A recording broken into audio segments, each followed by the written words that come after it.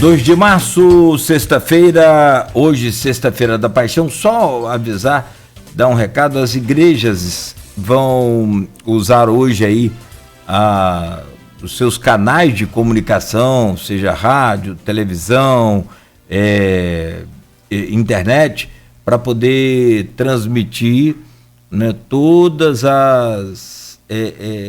os eventos que vão ocorrer no dia de hoje, ok?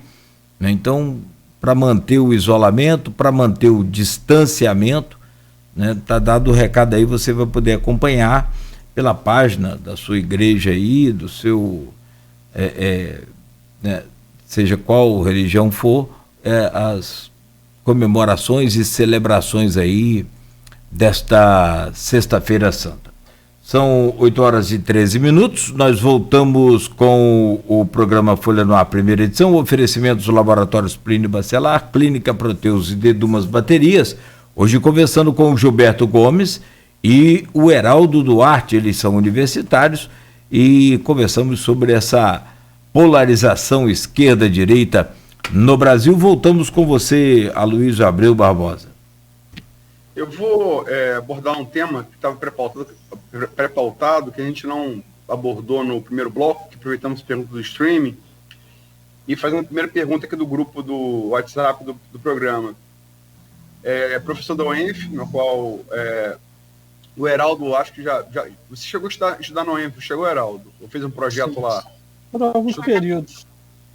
Mas eu tenho uma pesquisa lá. E o Gilberto cursa lá administração pública. A pergunta de um professor da UENF, o Hamilton Garcia, aqui no grupo, e é relativa ao tema que a gente não abordou no primeiro bloco, porque a gente não teve tempo de abordar. Hamilton Garcia pergunta para vocês: como esquerda e direita poderiam convergir neste momento de crise aguda em defesa da democracia e do desenvolvimento, sem abrir mão das suas perspectivas fundamentais? Comecei o bloco anterior com o Heraldo, começo esse com você, Gilberto. Então, Luiz, agradecer a pergunta do professor Hamilton, lá do CCH, professor de política lá na UF. Acabei não fazendo a disciplina com ele, mas conheço bastante o professor Hamilton.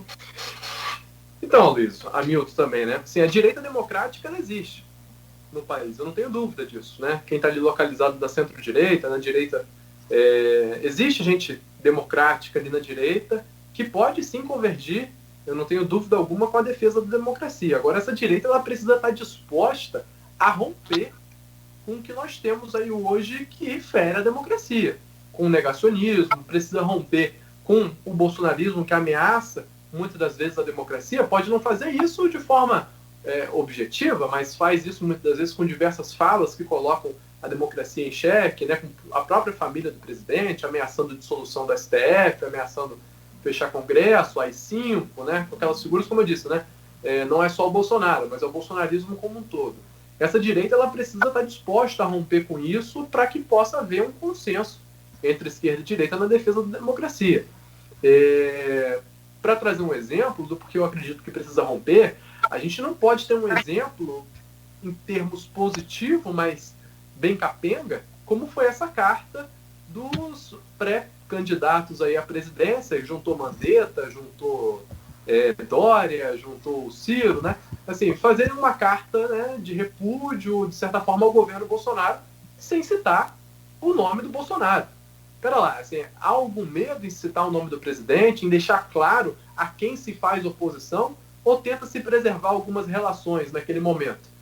Eu acho que é uma coisa que a gente tem que questionar, porque se de fato você é oposição, a sua oposição precisa ser clara, nítida, embasada. Se você começa, por exemplo, a fazer uma oposição em que você fala até ali, mas até aqui eu não falo, é porque você quer preservar algum tipo de relação que pode te beneficiar lá na frente. Então, bem, desses que, se eu não me engano, foram 6 pré-candidatos que se manifestaram, 5 apoiaram Bolsonaro no segundo turno, em 2018. Então, 5 têm, sim, parcela de responsabilidade no que eles criticam, né?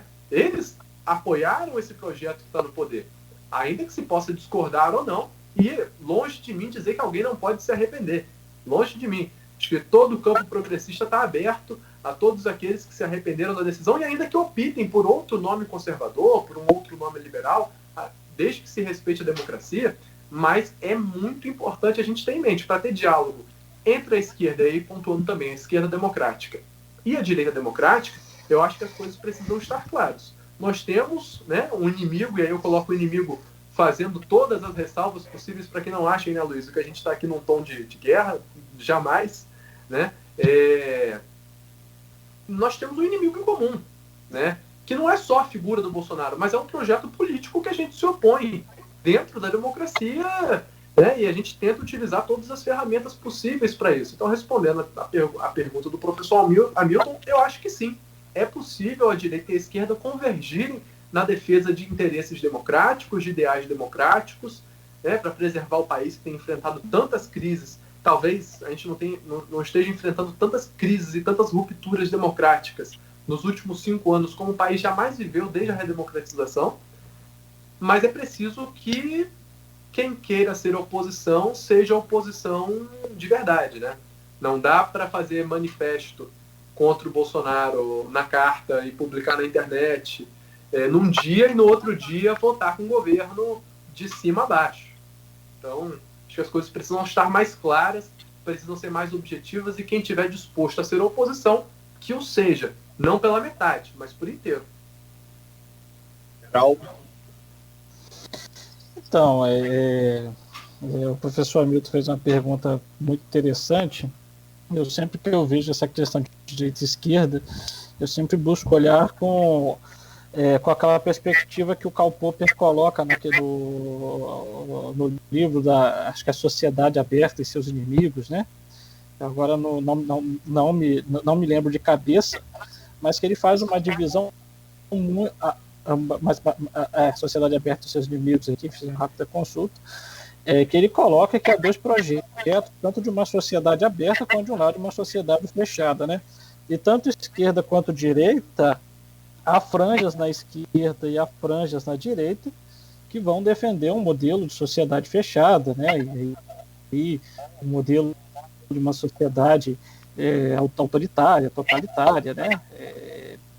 Fechada à liberdade de expressão e, né, vai ter também uma esquerda e uma direita que vai apoiar a liberdade, a pluralidade e as outras manifestações aí que nós conhecemos. Nessa divisão que eu faço, né, quando essas esquerdas e direitas estão apoiando a sociedade aberta, que culmina bem com a própria questão da democracia, né, que eu imagino, eu acho que elas podem sim convergir para que haja um projeto de uma democracia mais transparente e, em certo sentido, de tentar parar as arestas e as falhas do governo Bolsonaro.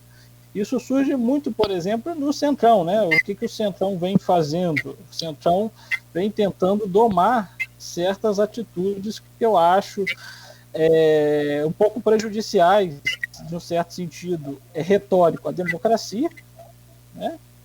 E o Centrão age dessa maneira. O Centrão, claramente, pelo próprio modo que ele se estrutura, ele é um defensor da democracia, né? Não há como ter um Centrão antidemocrático. Porque num regime autoritário não existiria Centrão, né? E nessa perspectiva...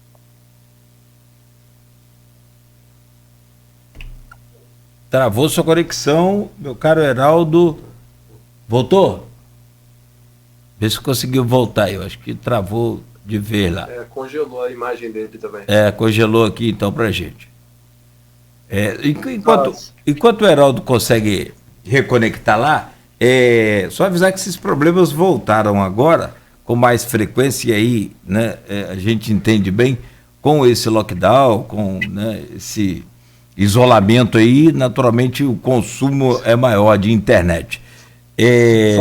Ótimo, Heraldo, ótimo. E só informar mais uma vez que nós agradecemos muito mesmo, carinhosamente, a todos os participantes aí, né, que interagem conosco em nossa página, que nos seguem, é uma alegria pra gente, é muito bom. Agora, sem, né, palavras de baixo calão ou de acusações que não vem acrescentar absolutamente nada no debate, que roubou, que vai roubar, que Lula roubou ou que Bolsonaro está roubando, tudo vai ser e está sendo naturalmente excluído, né, conforme a moderação da página, e a persistência a gente já vai logo bloquear aí o internauta. Então pedimos que use o espaço de forma inteligente para a gente construir um país melhor. Oportunidade é para todos. O Heraldo, por gentileza, então... Eu só comunicar que eu recebi aqui no WhatsApp uma mensagem do VAR Palmares dizendo que foi eles que tomaram o sinal do Heraldo. E antes de alguém falar alguma coisa, é ironia, tá? Oh, pelo amor de Deus. Então, eu estava nessa questão da sociedade aberta, sociedade fechada. Grupos que têm compromisso com uma sociedade aberta, e pensadores até ao longo da história com compromisso com a sociedade aberta, eles devem se unir, né? Quando há uma defesa, quando há uma ameaça ao regime democrático, que é uma característica de sociedades abertas, né? Principalmente o nosso aqui no Brasil, nesse ponto atual, né? Aí é claro que não funciona de maneira tão simples, sociedades abertas, sociedades fechadas, é um espectro, na verdade, e aí alguns indivíduos podem defender um misto de uma sociedade. Eu acho que o Bolsonaro, né, de certa maneira, ele tem uma perspectiva um pouco mais autoritária, né? Não acho que ele seja um antidemocrata, não acho que ele queira solapar a democracia, mas ele tem uma perspectiva que causa um pouco de estranhamento, né, nos principais players da democracia. E eu acho que, enquanto, né, eu às vezes faço críticas, mas eu faço aquela crítica que eu espero que o Bolsonaro melhore, porque no final das contas eu votei nele e provavelmente votarei na próxima eleição, então eu já me coloco aqui enquanto suspeito de falar, né, para poder não parecer, por que o indivíduo está falando isso, né? São críticas de alguém que deseja que o presidente, né, se enquadre melhor nas regras do jogo e continue com um projeto que, como eu escrevi, é um projeto cabeça de ponte para a perspectiva mais tradicional e conservadora do Brasil, né? Mas, infelizmente, o Bolsonaro acaba sendo essa figura com voto e é a figura que chega. Mas, sim, esquerda e direita podem convergir para um projeto de sociedade aberta, né? Desde que eles concordem com isso também. Porque há perspectivas da direita e tanto da esquerda que não querem uma sociedade aberta. Vou fazer uma pergunta, conectando no que o Heraldo respondeu. E vou fazer primeiro a você, Heraldo. Muitos analistas consideram que Dilma, não por acaso ausente do discurso de Lula, desde a decisão de Fachin, que anulou as condenações dele pela Lava Jato de Curitiba, e Lula falou e tal, ele não cita Dilma, né? Dilma está fora do discurso dele, dolosamente fora. Ele só falou de Dilma em resposta a uma pergunta na coletiva. Citou bastante ontem, Luiz. Ontem eu não vi. Não vi a parte que ele citou, perdão. Uhum. Eu estou falando do pronunciamento dele após a eleição do Fachin, né? Eu estou localizando no tempo. Mas há muitos analistas que dizem que Dilma, o governo Dilma, foi um grande erro e com um grande ônus à esquerda brasileira, e que Bolsonaro foi um grande erro, um grande ônus à direita brasileira. Eu queria saber se vocês concordam ou discordam e por quê, começando com o Heraldo. Olha, a Dilma é simplesmente um fiasco. Ela foi candidata ao Senado por Minas Gerais e havia expectativa de ganhar, não ganhou. Eu acho que a Dilma não consegue ganhar nada numa eleição majoritária. Pode ganhar eleições proporcionais, porque aí vai ter uma parcela da militância que vai acabar votando nela, aí, seja por empatia, seja por pena, enfim, seja por achar porque ela ter sido, pelo fato dela ter exercido a presidência, ela tem o direito de estar lá na Câmara de Deputados, né? Mas a Dilma é um completo fiasco. O governo da Dilma foi o governo que teve início essa crise econômica que desde 2016 diminuiu e teve a chamada década perdida, né? Teve uma queda do PIB, uma queda de expectativa de vida, teve todo um debacle na economia brasileira e, sem dúvida, até o próprio PT reconhece que esse fiasco e quer ficar ali, de um certo modo, né? Não ostraciza, mas coloca à parte, né? Ali escanteado, né? Nessa fala. Se o Lula aparece com a Dilma, se o Lula promete trazer Dilma para o governo, eu creio que ele perde votos, né? povo brasileiro tem o processo de impeachment da Dilma, que foi muito colocado, que haveria luta, que haveria isso e aquilo, que houve? Houve impeachment e acabou, né? Veio o Temer, e o Temer fez um ótimo governo, por sinal, conseguiu restabelecer a base econômica, o crescimento, né? E com todas as dificuldades que ele teve também com a justiça, não à toa era vice da Dilma Rousseff, depois chegou até a ser preso, mas ele conseguiu fazer um bom governo e passar essa pira olímpica, né? Não a pira olímpica, mas a tocha olímpica para o Bolsonaro, que, né, se não fosse a pandemia, teria resultados econômicos e a melhora do bem-estar, uma melhora no bem-estar social do Brasil como um todo. Mas a pandemia, né, essa questão que veio aí, trouxe dificuldades para o governo. A Dilma, em certo sentido, ela foi a pandemia, né, em 2016. Ela causou um estrago econômico comparável ao que a pandemia causou no Brasil atualmente, né? Então, assim, é óbvio que o Lula, né, enquanto estrategista político, sabe, né, que Dilma é um cadáver, né? Como todo cadáver, ela exala o mau cheiro. Ele não quer ter isso aí próximo dele, de fato, né? Mas é a criatura que ele fez aí, colocou para nos governar, né? Gilberto? Pronto, tá reativando o microfone aqui. Olha, em primeiro lugar, para mim é lamentável qualquer tipo de comparação com a Dilma, que, enfim, eu entendi a analogia da questão do cadáver, mas para mim é muito lamentável porque poucos presidentes, para não dizer nenhum, sofreu o que a Dilma sofreu durante o governo. E aí a gente pode falar de tudo. Desde a forma como era tratado pelo Congresso, desde a forma como foi abandonado, diga-se de passagem, porque isso é uma autocrítica que, inclusive, muitos petistas fazem, desde a autocrítica que eu, enquanto socialista, faço, de adotar algumas políticas econômicas que penalizaram o povo, e aí perdeu muito da base que a sustentava, como, por exemplo, o ajuste fiscal do Levy. Agora, poucas pessoas, poucos presidentes na história sofreram o que a Dilma sofreu. E é muito importante a gente destacar quando o governo da Dilma passa a não interessar mais e passa a apresentar esses resultados negativos. O primeiro governo da Dilma apresentou saldos excepcionais na economia. A gente pode destacar aqui que o Brasil atingiu pleno emprego em 2013 para 2014.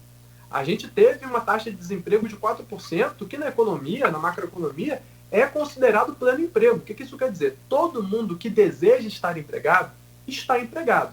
Essa pequena taxa, essa pequena porcentagem, porque a gente nunca vai ter uma taxa de desemprego de 0%, né? São aquelas pessoas que estão ingressando no mercado de trabalho, são aquelas pessoas que acabaram de se formar ou que recentemente ficaram desempregadas, por qualquer motivo que seja, que estão transitando entre um emprego e outro, ou então que não desejam trabalhar, porque existe uma massa brasileira, né, que por N motivos pode trabalhar, mas não quer trabalhar, né? Tem os famosos nem aí, nem estuda, nem trabalha, são sustentados pelos pais, né?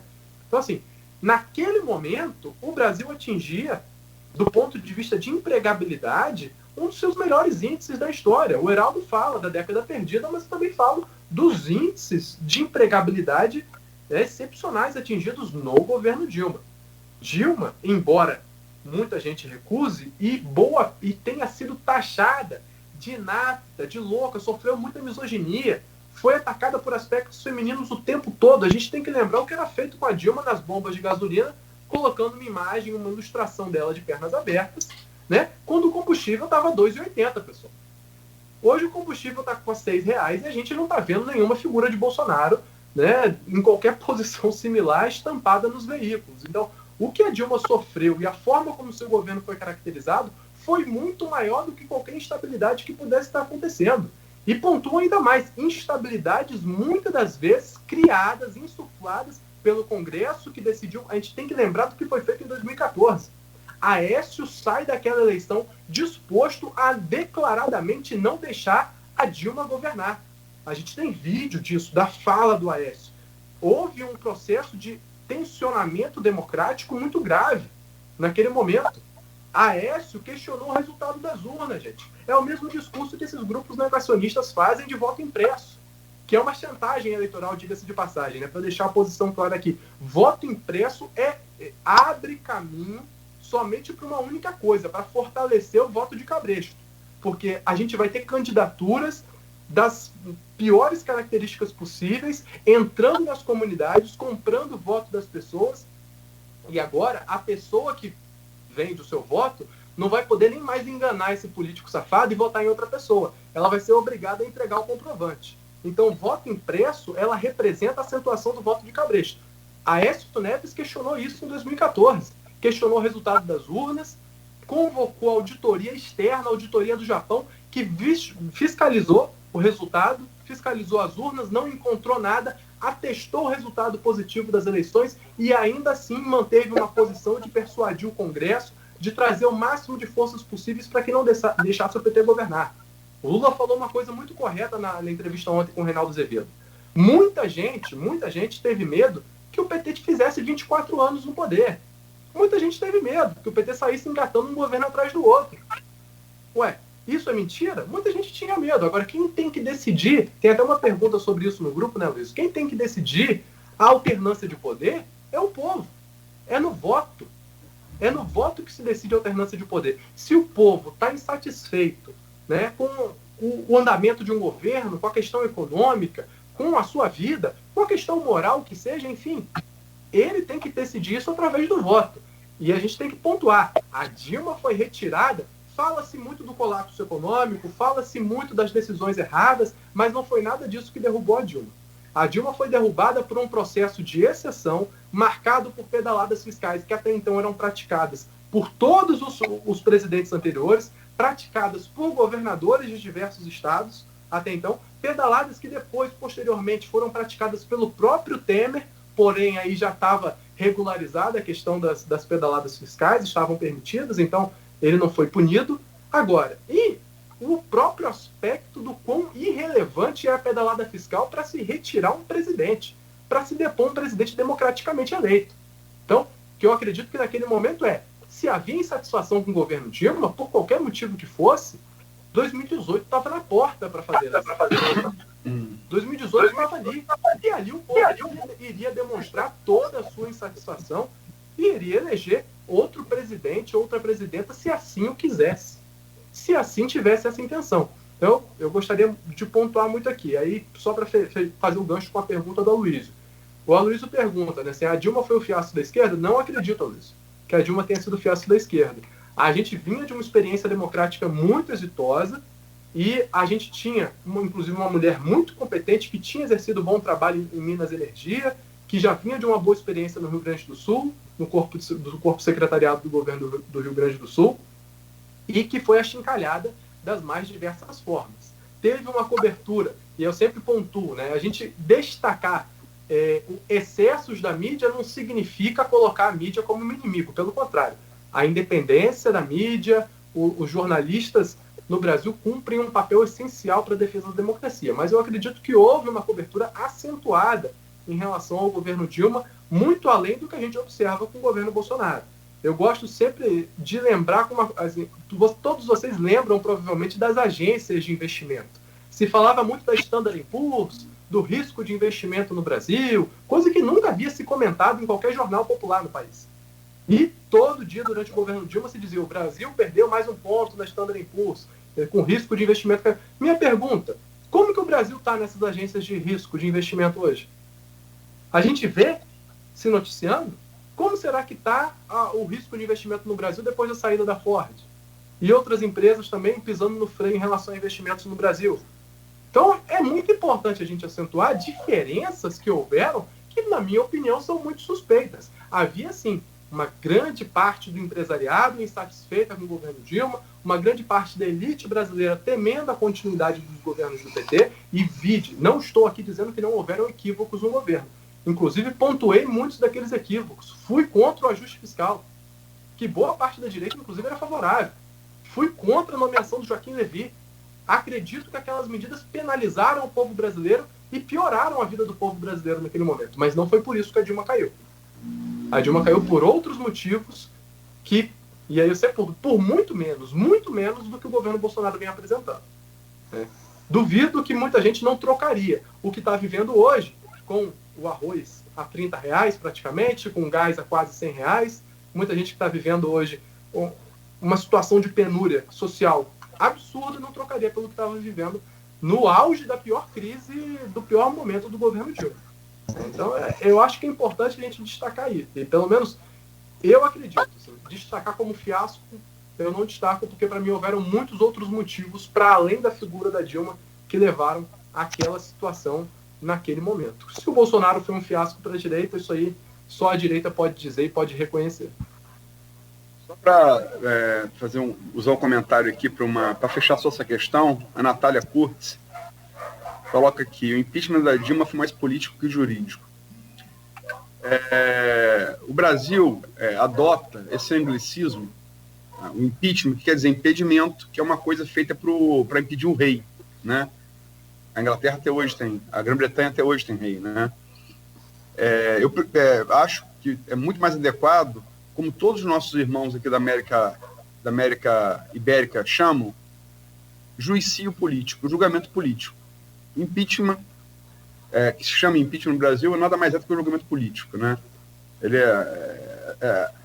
etimologicamente, a maneira como os hispano-americanos tratam é muito mais adequado do que essa herança dos ingleses.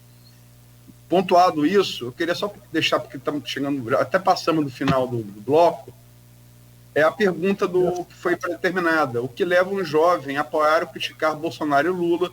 Mas eu deixo isso como pergunta para abrir o próximo bloco.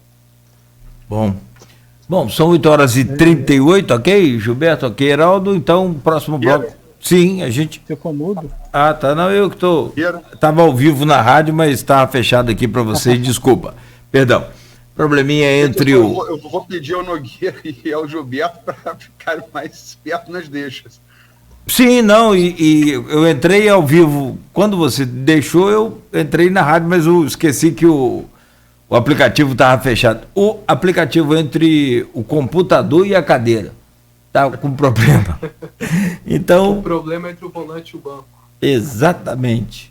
Muito bem. Aquela peça é importante. Aquela pecinha fundamental ali. Nós voltamos já com o Folha no Ar, primeira edição, ao vivo aqui pela Folha FM 98,3, no oferecimento dos laboratórios Plínio Bacelar, Clínica Proteus e Dedumas Baterias.